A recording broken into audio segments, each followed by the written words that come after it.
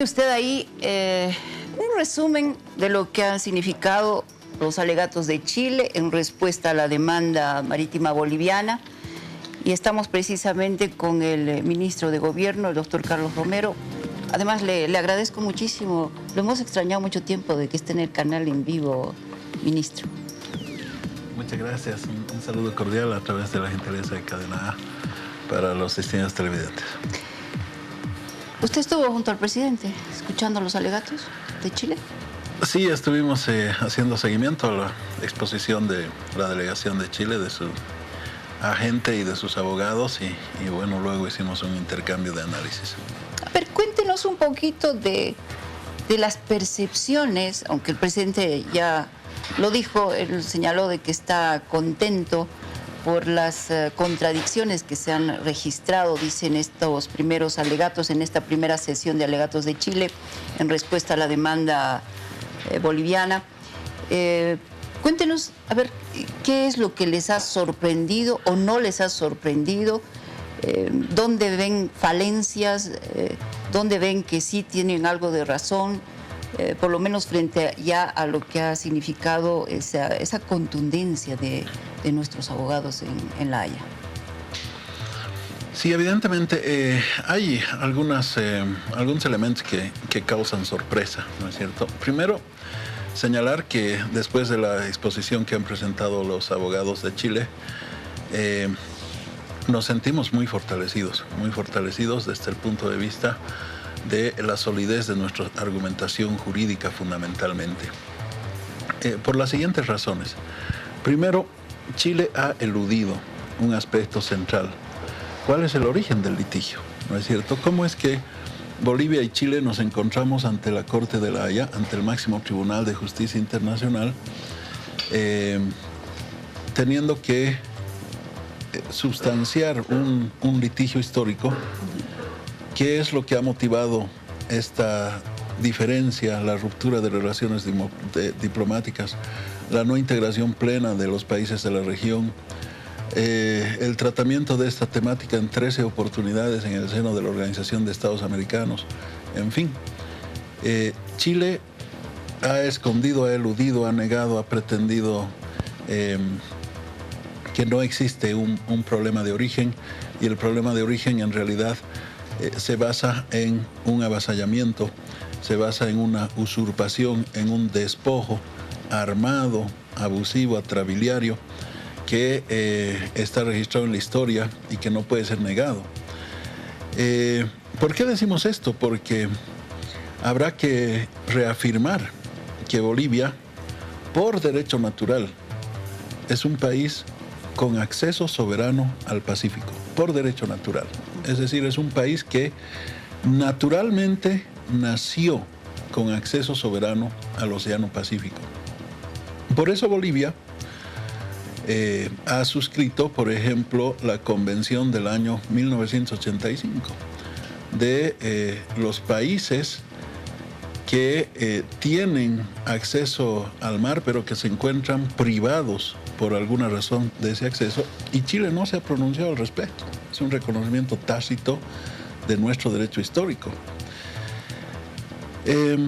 Haber eludido y no haberse pronunciado en torno al origen del problema ya lo desautoriza moralmente ante la Corte de La Haya.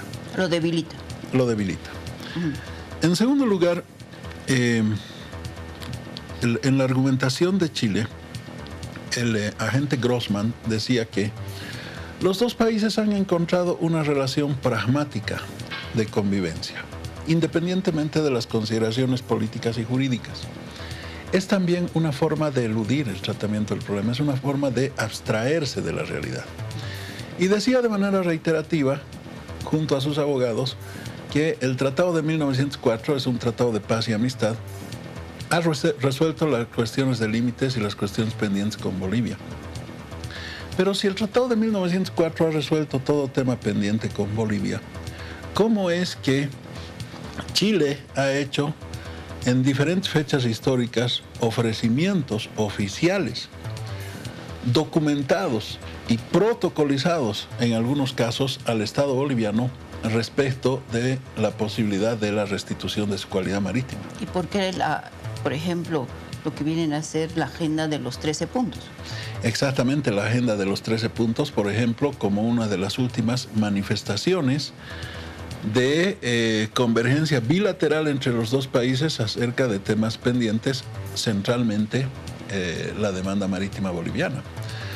Pero ofrecimientos que en algunos casos han llegado a expresar literalmente el compromiso de restituir soberanía territorial a Bolivia, ¿no? Eso, por ejemplo, lo expresa la oferta del año 1895, cuando ofrece los territorios de Moquegua, Tacna, Arica. El año 1920, una acta protocolizada que reconoce que Bolivia debe tener acceso soberano al mar. En 1950 las cartas reversales, por ejemplo.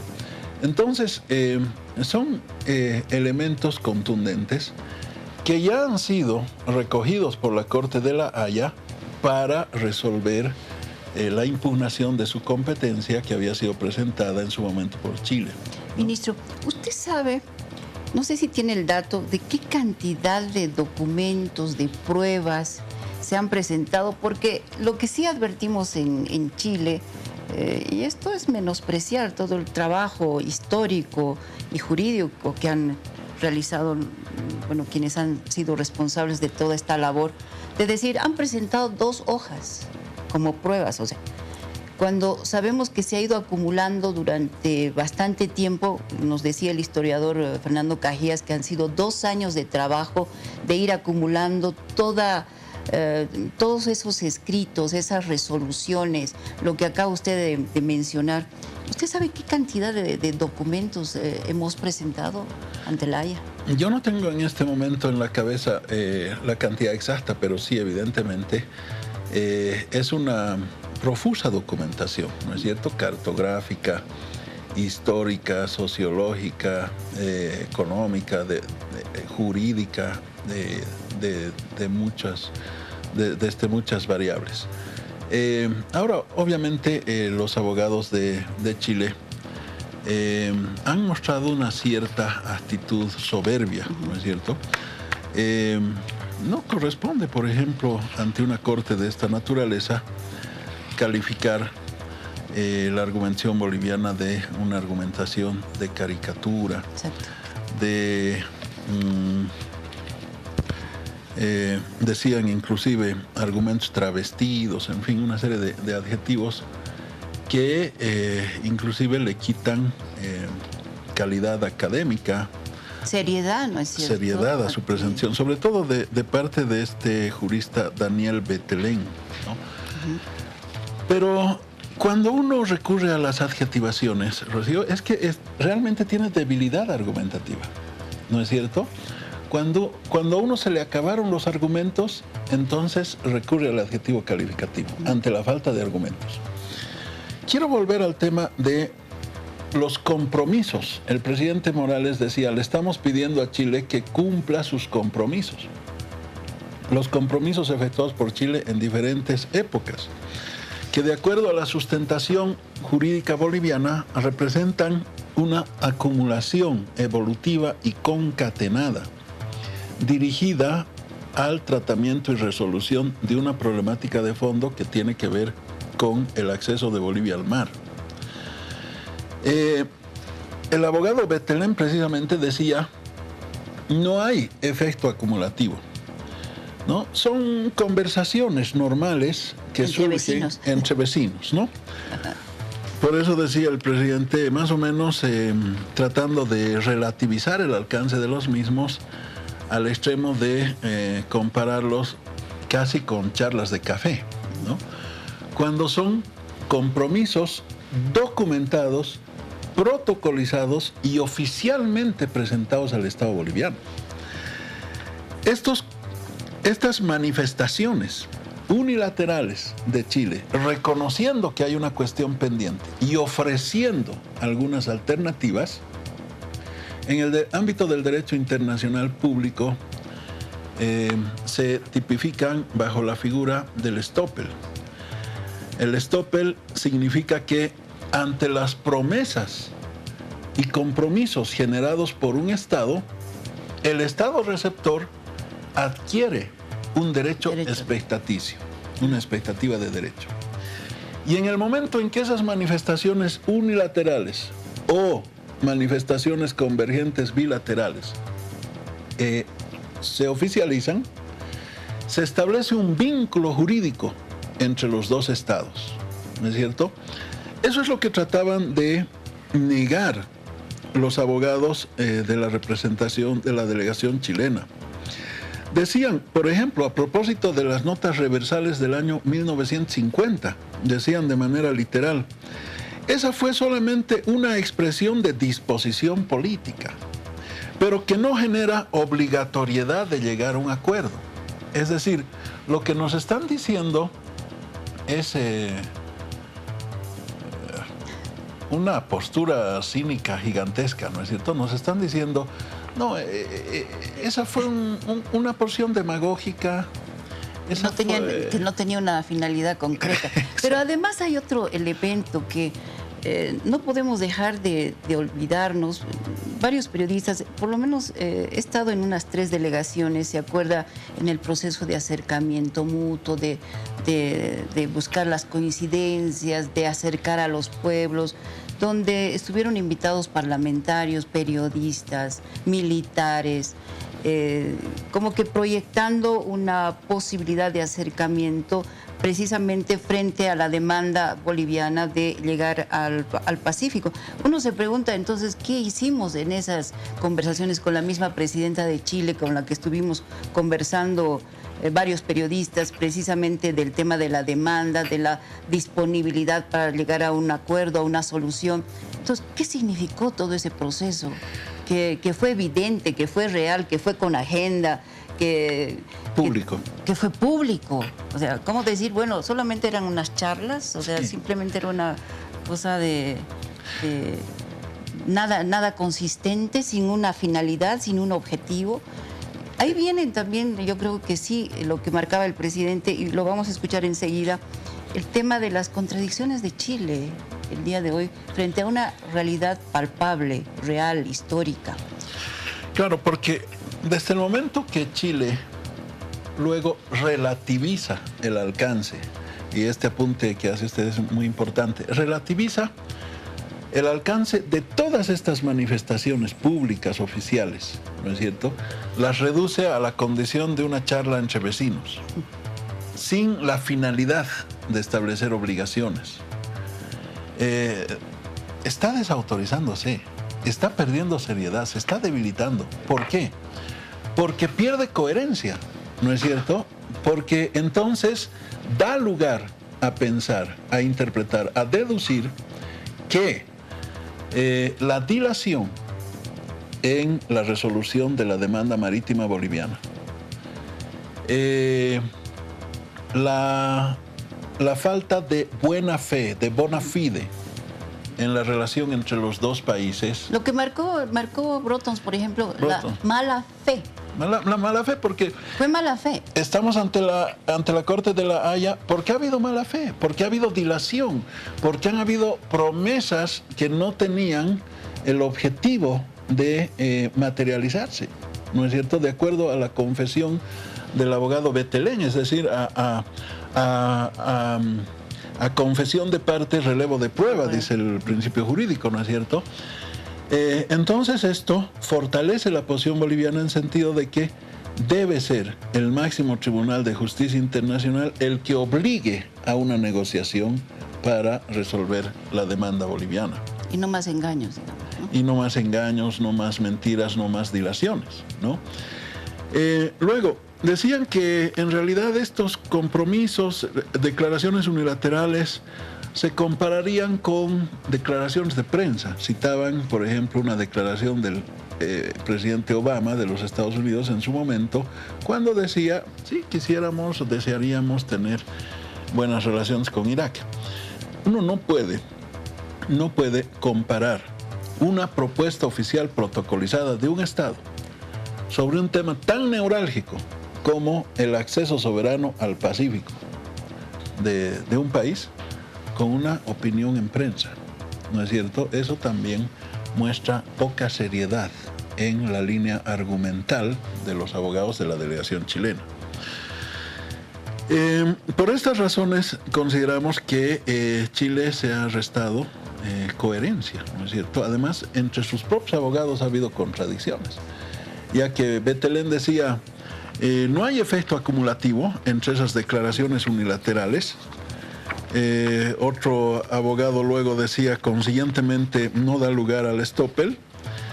Y luego Jean-Marc Toubenin decía, Chile siempre ha mantenido coherencia en su posicionamiento.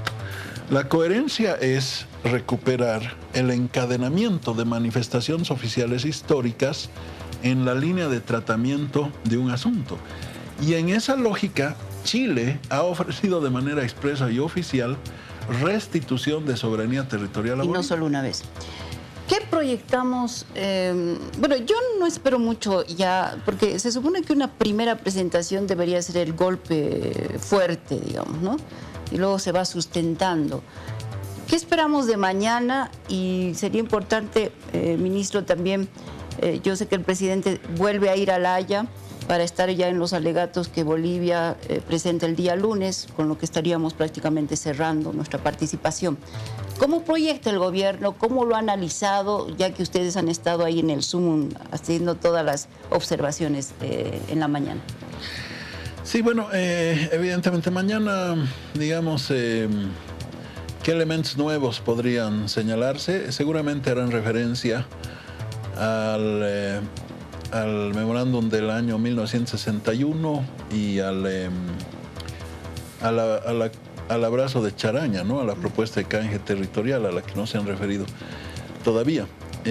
Es paradójico, el gobierno más excluyente, el gobierno menos democrático en la historia de Chile, el gobierno encabezado por Augusto Pinochet, fue más progresista en buscar una salida al tema marítimo de Bolivia. Y bueno, algo tienen que decir porque resulta que los gobiernos democráticos de Bachelet, de Piñera, han mantenido una posición dura, rígida. Se nota además un endurecimiento de posiciones en la línea argumental que presentaron cuando argumentaron la objeción de competencia de la Corte de La Haya, a la que han presentado esta mañana. Pero bueno, tendrán que hacer una valoración histórica de esta propuesta de Pinochet, ¿no es cierto?, que resulta más progresista que el posicionamiento de ellos, una paradoja de la historia. En todo caso, nos hemos sentido muy fortalecidos porque se ha demostrado, se ha constatado objetivamente que Chile ha incurrido en una serie de contradicciones, no solo ahora, ha incurrido en contradicciones históricamente. Se ha sustentado aún más la necesidad de que la Corte de La Haya debe obligar a una negociación, ¿no? Y se ha consolidado, yo diría, la línea argumental jurídica boliviana en el sentido de que hay compromisos oficiales que estamos pidiendo que se respeten. Muchas gracias, ministro. Le agradezco la gentileza que ha tenido esta noche de estar en todo a pulmón para hacer un análisis ya de lo que han sido los alegatos de Chile en esta primera jornada y bueno, proyectando lo que va a significar también ya la posición boliviana el día lunes. Muy amable. Muchas gracias por haber estado con nosotros. Nos vamos a una pausa.